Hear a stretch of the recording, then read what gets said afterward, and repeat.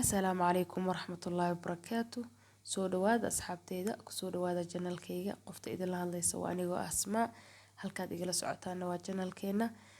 Daawada hadday tahay markii ugu horeysay aad soo booqato channelkan, please subscribe-ka ku xasun, like-ta waa free. Haddaad hore uga mid ahayd asxaabteydana, waxaan ku leeyahay mar labaad soo dhawow, like-ta waa free. Asxaabey, caawa waxaa idiin wadaa qiso. Qisada caawa idiin wado waa qiso ka mid ah qisooyinka caalamka ka dhacay. Waana qiso ku dhacday gabar la yiraahdo Katrina. Katrina dhacdada qabsatay ayaa waxay ahayd in ay Katrina ahayd gabar Lubnaaniyad ah oo Lubnaan u dhalatay inay ahayd. Hooyadeedna ay ahayd Afrikaanad u dhalatay wadankaas Liberia ayay u dhalatay hooyadeed. Waxaa dhacday in aabaheed ku guursaday hooyadeed oo la dhihi jiray Sarah Zera ayuu wuxuu ku guursaday wadankaas Liberia. Sidaas ayayna wuxuu u dhashay Katrina. Muddo yar kadib odaygii wuu xanuunsaday wuxuuna ka dardaarmay oo uu dardaaran u qoray in gabadhiisa la geeyo wadankiisii oo wadankay u dhalatay in la geeyo gabadhiisa. Sidii ayaa waxaa dhacday oo ama la joogay meesha musee nin weyn oo saaxiibkiis ah oo isku wadanna ay kasoo jeedeen oo Lubnaan asagana u dhashay ayaa joogay. Ninkii ayuu wuxuu ku yiri gabadhayda wadankayga soo bar iyo dhalashadeeda iyo asal ahaan meeshay kasoo jeedo waa inaa soo bartaa.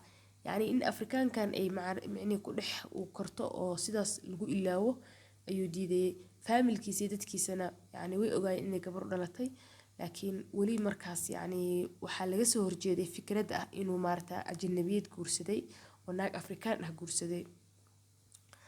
Aduu waxaa dhacday Katrina iyadoo 6 sano jirta ayaa aabaheed dhintay. Sidii ayaa waxaa soo kaxeeyay ninkan aabaheed saaxiib lilaahi ahaayeen, wuxuuna u keenay guriga adeerkeed oo markaas adeerkeed asagana dhintay oo ay joogto maamadii ilmaha dhashay. Ilma adeerka yihiin dhashay maamadii dhashay in iyadoo joogto ayaa guriga la keenay. Sidii ayay Katrina gurigan u joogtay, laakiin gurigan Katrina maxay ka ahayd khaadima ayay ka ahayd. Shaqaaladu xataa mar bay sharaf leedahay, xuriyad ayay leedahay oo shaqaaladu waa qof socon karta oo tagi karta maalinkii shaqada rabta ka tagi karta. Qof miskiintan waxaa la dhihi karaa xabsi ayuu u ahaa guriga. Waxaa dhacday Katrina waxay leedahay muddo kadib aniga hooyaday ayaan rabaa baa iri. Waxaa liigu yiri bay tiri hooyada ma joogto, way ku nacday annagayna naga ka iibsatay maadaama ay Afrikaan tahay faqiir ah. Annagayna naga ka iibsatay way ku gadatay hooyada kumana doonayso annaga marka aniga wax ii kaa dhaama arki maysid, anigana noloshaan ayaa ku noolaanaysaa bay igu tiri maamadii. Adugu waxaan silici ku noolaa ayay tiri oo waxaan markaan shaqeeyo ayaan wax cuni jiray. Haddaana shaqada qaban wax cunto lama siin jirin. Shaqada aan qabanayo mushaarkeedu wuxuu ahaa cunto in la siiyo.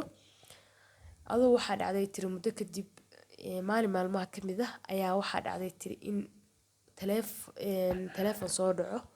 Waxaana la joogay ayay tiri maamada marti sharaf oo aad ay u qiimeynaysay ayaa maamada la joogtay. Taleefonkii ayaan qabtay.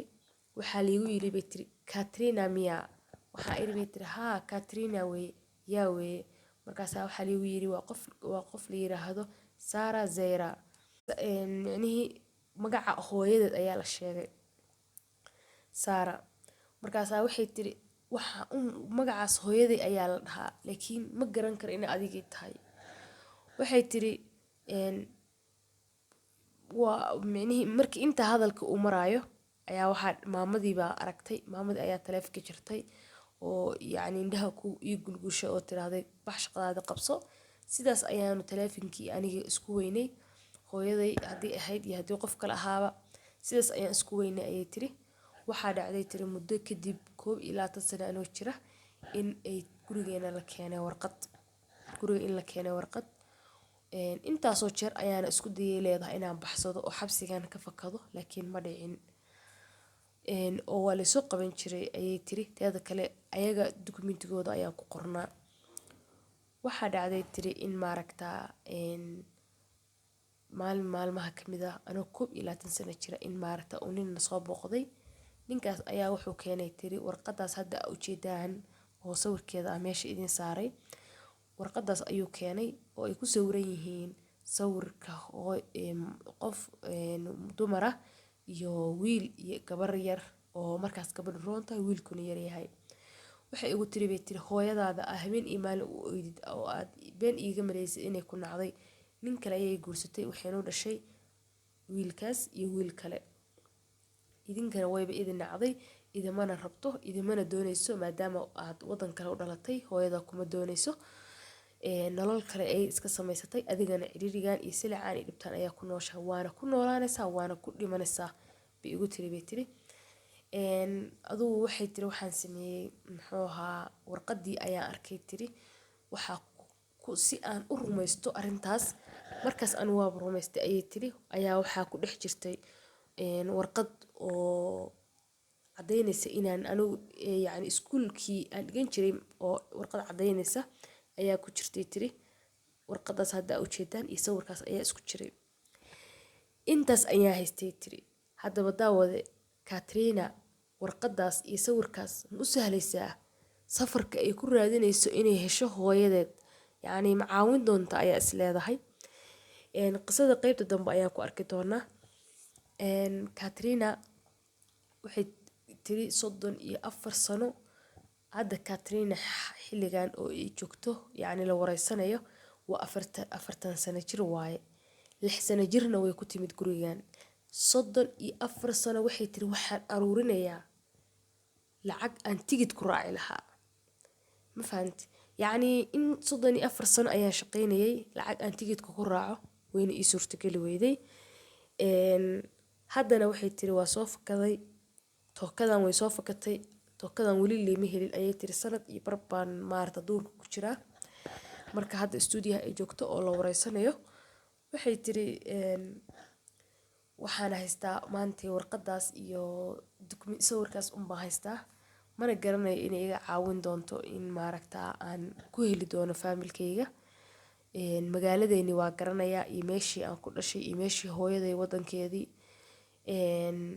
adugu waxay kasoo fakatay Katrina gurigii lagu gumaysan jiray, gurigii xabsiga uu ahaa, gurigii loo arkay adoon aan waxba la joogin oo aan bili aadanba loo arkaynin oo lagu shaqaynayay oo dee micnihii qof maaragta la silcinayo lagu cadibayay ayay kasoo fakatay.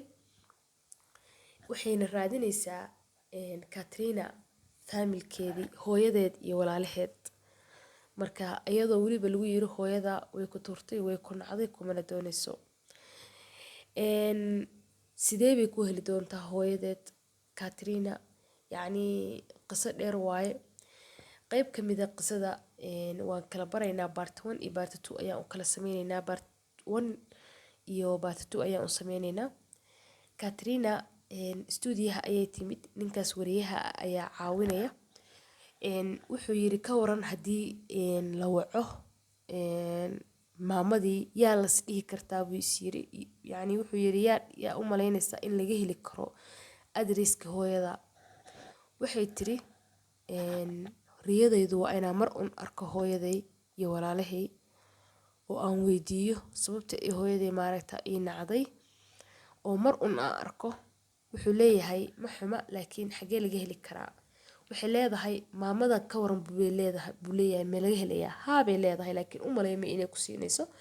wuxuu leeyahay maanaa wacay mise adaa wacay? yaa la hadlay? labadeena waa wacaynaa. waxay tiri adigu la hadal. wuu la hadlayaa. wuxuu leeyahay maadaam yacni ma aragtay ma taqaanaa buu leeyahay Sarah Zera qof la yiraahdo. waxay leedahay ma garanayo marka hore, marka dambe waxay leedahay waa aqaanaa weligeena hal mar ayaan arkay magaalada caasimadda Liberia ayaa weligaa ma tagtay ayuu leeyahay. haa bay leedahay 17 sano ayaan ku noolaa yacni ani ninkeyga ku wada noolayn bay leedahay. waa Katrina adeerkeed. wuxuu leeyahay ma taqaanaa qof magacaas la yiraahdo? waxaan raadinayaa adreskeeda. may ayay leedahay weligii hal mar baa nolosheeda arkay mana garanayo. wuxuu leeyahay mataqaanaa qof la yiraahdo Katrina haa waa garanayaa. Katrina wuxuu leeyahay maxaad yacni maxaa ka leedahay xaaladda Katrina. waxay leedahay Katrina way igu kibirtay waxba maaday barin yacni way igu shaqaysataa bay igu tiri gurigeygana way ka tagtay wayna iga dhuumatay ayay tiri. wuxuu yiri maxaa arrinta qisada Katrina maxay ahayd. waxay tiri iyadoo yar ayay hooyadeed tuurtay anagana haysan ana yacni way nacday hooyadeed waana yacni mana soo raadsan anaga ayaa iska haysanay. wuxuu leeyahay sidee ilmo yar oo 6 sano jira u haysan karta adiga soo ma ahayn inaa hooyadeed ku celisid wariyaha dhahaya. ayaduna waxay leedahay markaas haa laakiin maysan rabin gabadha yartaa xataa in la celiyo hooyad loo celiyo ma aysan doonaynin. adugu waxaa jirtuu leeyahay ilmo yar oo 6 sano jir ah oo hooyadiis aan rabin haa ayay leedahay gabadhan hooyadeed maysan rabin. adugu wuxuu leeyahay mana caawin kartaa maya ayay leedahay ka waran buu leeyahay. wadaad ninkii oo yacni oo keenay ayay waxay leedahay ninkaas ayaa yaqaana adresska laga heli karaa waana nin duqoobay hadeer maskaxdiisana isku dardarsantay I don't know inuu ida caawin karo lambarkiisa ayay adugu siinaysaa. sidaas ayaa maaragtay wariyuhu wuxuu ku wacayaa ninkaasna ma helin laakiin wariyaha wuu caawinayaa. yacni qaabka loo helayo Katrina familkeedana waa lasoo helayaa qaabka loo helayo iyo sida loo helayana iyo maaragta Katrina walaalaheed iyo Katrina hooyadeed ma dhimatay mise way nooshahay waxaas oo dhan waxaan rabnaa inaan waxa ku ogaanaynaa qisada qaybta 2 ee part 2. daawad haddaad xiiseynaysid qisada inaa maaragta ilaa part 2 nala dhageysatid please koobkaaga qaxwada yacni soo qaado oo nala soco ayaan ku leenahay. insha Allah markaan tan soo qisada part 1 soo gudbiyo part 2 na isla caawa way ku xigi doontaa insha Allah. intaan qisadan qisa lamida iskaga imaan doona asxaabteeda waxaa idin leeyahay fi amaanillah wassalaamu calaykum waraxmatullaahi wabarakaatuh.